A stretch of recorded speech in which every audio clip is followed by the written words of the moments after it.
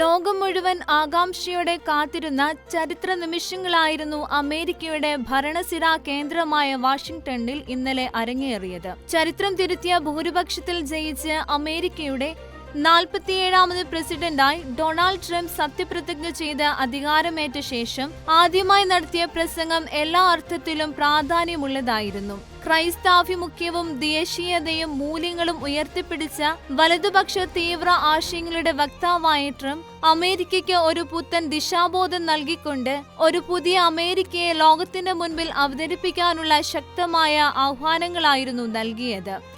അമേരിക്കയുടെ സുവർണകാലം ആരംഭിച്ചിരിക്കുന്നുവെന്നും ലോകത്തിന്റെ മുൻപിൽ അമേരിക്ക അഭിവൃദ്ധി പ്രാപിക്കപ്പെടുകയും ബഹുമാനിക്കപ്പെടുകയും ചെയ്യുമെന്നും അദ്ദേഹം ആശങ്കയ്ക്ക് ഇട നൽകാത്ത വിധം വ്യക്തമാക്കി. അധികാരത്തിലേറുന്ന ആദ്യ ദിവസം തന്നെ കുടിയേറ്റത്തിനെതിരെ കടുത്ത നിയന്ത്രണങ്ങൾ പ്രാബല്യത്തിൽ വരുത്തുമെന്ന് പ്രഖ്യാപിച്ച ട്രംപ് നാളെ സൂര്യൻ അസ്തമിക്കുന്ന സമയമാകുമ്പോൾ രാജ്യത്തേക്കുള്ള അനധികൃത തള്ളിക്കയറ്റങ്ങൾ അവസാനിച്ചിരിക്കുമെന്ന് അതിശക്തമായി തന്നെ പ്രഖ്യാപിച്ചിരിക്കുകയാണ്. തന്റെ സിഗ്നേച്ചർ കാത്തിരിക്കുന്ന ആദ്യത്തെ 100 ഫയലുകളിൽ ട്രംപ് ആദ്യം ഒപ്പുവെക്കുന്നത് കുടിയേറ്റ വിരുദ്ധ നീക്കത്തിന് തന്നെയായിരിക്കുമെന്ന് ഇതോടെ ഉറപ്പായിരിക്കുന്നു. ഇത് തിരഞ്ഞെടുക്കപ്പെടുന്നതിന് ശേഷമുള്ള ട്രംപിന്റെ പ്രസ്താവനയായിരുന്നില്ല, മറിച്ച് ഇലക്ഷൻ പ്രചാരണ കാലത്ത് തന്നെ താൻ അധികാരത്തിൽ വന്നാൽ അമേരിക്ക കാണാൻ പോകുന്നത് ലോകത്തിലെ ഏറ്റവും വലിയ കുടിയിറക്കമായിരിക്കുമെന്ന് ട്രംപ് തുറന്നടിച്ചിരുന്നു. അമേരിക്കക്കാർ വമ്പിച്ച ഭൂരിപക്ഷത്തിൽ ട്രംപിനെ ജയിപ്പിച്ചു. കാരണം ഇറ്റലിയും ഫ്രാൻസും ജർമ്മനിയും സ്വീഡനുമൊക്കെ പോലെ അമേരിക്കയും കുടിയേറ്റക്കാരുടെ അഴിഞ്ഞാട്ടങ്ങളും തെമ്മാടിത്തരങ്ങളും മടുത്തു കഴിഞ്ഞു. വിദേശ അതിർത്തികളുടെ പ്രതിരോധത്തിന് ബൈഡൻ സർക്കാർ ധാരാളം പണം ചെലവാക്കിയെങ്കിലും അമേരിക്കൻ അതിർത്തികൾ സംരക്ഷിക്കാൻ അവർക്ക് എതിർപ്പായിരുന്നെന്നും നമ്മുടെ അതിർത്തികൾ ശക്തമായി തന്നെ നാം സംരക്ഷിക്കുമെന്നും ബൈഡൻ സർക്കാരും നീതിന്യായ വകുപ്പും നടപ്പിലാക്കിക്കൊണ്ടിരുന്ന ക്രൂരവും ആക്രമണകരവും അന്യായവുമായ ആയുധവൽക്കരണം ഇവിടെ അവസാനിപ്പിക്കുകയാണെന്നും അഭിമാനവും സമൃദ്ധവും സ്വതന്ത്രവുമായ ഒരു രാഷ്ട്രത്തിന്റെ ഉദയമാണിതെന്നും ട്രംപ് വ്യക്തമാക്കി. ഒരു ക്രൈസ്തവ രാഷ്ട്രമായിരുന്നിട്ടുകൂടി ദൈവത്തെ മറന്ന് സ്വവർഗ ഇടപാടുകൾക്കും ഗർഭചിത്രവാദികൾക്കുമൊക്കെ പ്രാധാന്യം കൊടുത്ത ഡെമോക്രാറ്റിക് ഭരണം അമേരിക്കയ്ക്ക് സമ്മാനിച്ചത് കടുത്ത അരക്ഷിതാവസ്ഥകൾ തന്നെയാണ്. എന്നാൽ ഇപ്പോൾ അതിൽ നിന്നൊക്കെ മോചനം നേടുന്ന അമേരിക്ക സർവശക്തനായ ദൈവത്തിന്റെ സമ്പൂർണമായ നിയന്ത്രണത്തിലായിരിക്കുമെന്ന് വിശ്വസിക്കുന്നവരെ ആവേശം കൊള്ളിപ്പിച്ചുകൊണ്ട് ട്രംപ് പറഞ്ഞത്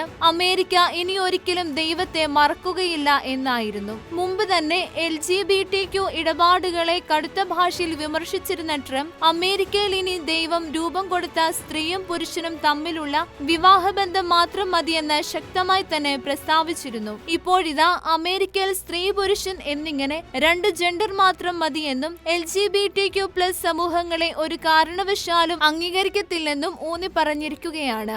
ദേശീയതയെ അതിശക്തമായി ഉയർത്തിപ്പിടിച്ച ട്രംപ് രാജ്യത്തെ എല്ലാ അർത്ഥത്തിലും ലോകത്തിന്റെ പ്രഥമ നിരയിൽ എത്തിക്കേണ്ടതിന്റെ അനിവാര്യത പ്രഥമ കാര്യമായി ഉദ്ധരിച്ചു. അമേരിക്കയോട് നിലവിൽ എല്ലാ രാജ്യങ്ങൾക്കും അസൂയയുണ്ടെന്നും ഒത്തിരി റിസ്ക് ഒന്നും വേണ്ട, മറിച്ച് വളരെ ലളിതമായി തന്നെ താൻ അമേരിക്കയെ 1ാം സ്ഥാനത്ത് നിർത്തുമെന്നും മുമ്പത്തേക്കാൾ വലുതും ശക്തവും അസാധാരണവുമാക്കുമെന്നും ട്രംപ് വ്യക്തമാക്കി. പരമാധികാരം വീണ്ടെടുക്കുക, സുരക്ഷ പുനഃസ്ഥാപിക്കുക, നീതിയെ തുല്യമാക്കുക എന്നീ ആശയങ്ങൾ ഉദ്ധരിച്ച് ബൈഡന്റെ മുൻ ഭരണകൂടത്തെ നിശിതമായി വിമർശിച്ച ട്രംപ് ഒരു വീട്ടിലെ ലളിതമായ പ്രതിസന്ധി പോലും കൈകാര്യം ചെയ്യാൻ കഴിയാത്ത ഒരു ഗവൺമെന്റ് ആയിരുന്നു നമുക്കുണ്ടായിരുന്നതെന്നും നമ്മുടെ മഹത്തായ നിയമം അനുസരിക്കുന്ന അമേരിക്കൻ പൗരന്മാരെ സംരക്ഷിക്കുന്നതിൽ പോലും അവർ പരാജയപ്പെട്ടുവെന്നും എന്നാൽ ലോകത്തെ വിവിധ ഭാഗങ്ങളിൽ നിന്ന് നമ്മുടെ രാജ്യത്തേക്ക് അനധികൃതമായി പ്രവേശിച്ച് ജയിലുകളിലും മാനസികാരോഗ്യ കേന്ദ്രങ്ങളിലും കഴിയുന്ന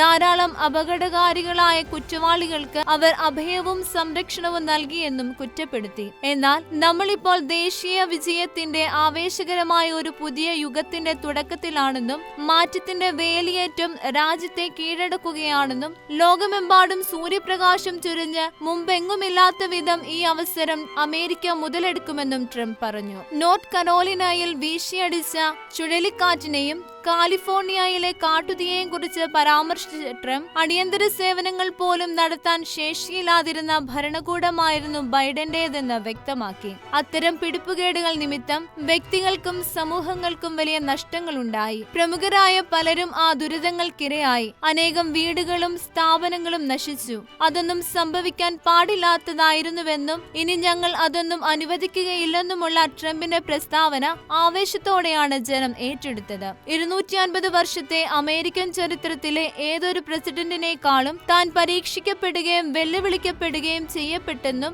അതിൽ നിന്നൊക്കെ താൻ വളരെ പാഠങ്ങൾ പഠിച്ചെന്നും ട്രംപ് വ്യക്തമാക്കി. എല്ലാറ്റിനുമുപരിയായി ദൈവത്തിന് നന്ദി പറഞ്ഞുകൊണ്ട് പ്രസംഗം പര്യവസാനിപ്പിച്ച ട്രംപ് അമേരിക്കയെ വീണ്ടും മഹത്തരമാക്കാനുള്ള നിയോഗം തന്റെ മേൽ തന്ന് തന്നെ പ്രിയപ്പെട്ടവനായി ദൈവം തെരഞ്ഞെടുത്തതുകൊണ്ടാണ് 2 കൊലപാതക ശ്രമങ്ങളിൽ നിന്ന് രക്ഷിച്ച ദൈവം അമേരിക്കയെ വീണ്ടും മഹത്തരമാക്കാൻ നിയോഗിച്ചു എന്ന് പറഞ്ഞ് ദൈവത്തെ മഹത്വപ്പെടുത്തി. അടുത്ത 4 വർഷങ്ങൾ ട്രംപ് എന്ത് ചെയ്യാൻ പോകുന്നുവെന്നതിന്റെ ചുരുക്ക രൂപം പോലും ഈ പ്രസംഗങ്ങളിലില്ലായിരുന്നു. അതൊക്കെ പിന്നാലെ പുറത്തു വരും. എങ്കിലും വഷളത്വത്തിൽ നിബദിച്ചുപോയ ലോകത്തിന് പ്രതീക്ഷയുടെ പ്രഭാകിരണം തന്നെയാണ് വിശുദ്ധ വേദപുസ്തകവും പ്രാർത്ഥനയുമായി അമേരിക്കയിൽ ഒരു പ്രസിഡന്റ് അധികാരത്തിൽ വന്നത്. അതെ, ഇത് ദൈവത്തിന്റെ നിയോഗം തന്നെയാണ്. രാജാക്കന്മാരെ വീഴിക്കുകയും രാജാക്കന്മാരെ വാഴിക്കുകയും ചെയ്യുന്ന സർവശക്തനായ ദൈവത്തിന്റെ മഹാനിയോഗം. International desk, Shekinah news.